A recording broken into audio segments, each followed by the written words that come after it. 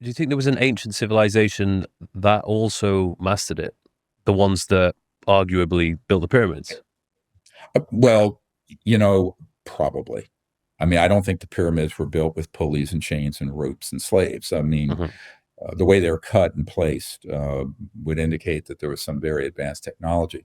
Now, was that a holdover from a prior civilization or even some cooperation between that ancient time and ETs? Maybe. Again, I try to deal with, what I can prove. And when you start going back that far in time, you're looking through a glass dimly. But if you were asking what my opinion is, but Yeah. is that yes, there was clearly ancient times where we had contact with ETs or pyramids all over the planet. I think ancient people did have contact. I think we had a civilization here that had pretty advanced technology, but had not become socially or spiritually evolved enough and blew itself up.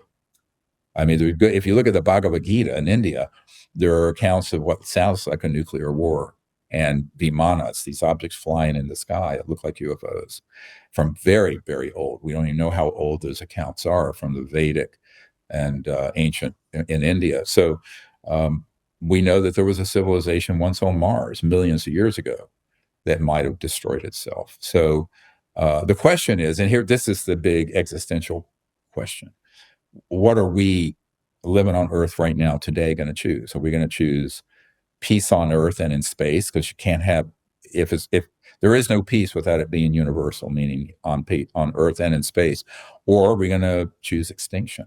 I think honestly that's our choice, and we're this right now in the next few years is when we have to make it because it's coming to a head. So there have been civilizations that have just been wiped out and then they emerge like the phoenix out of the ashes, right?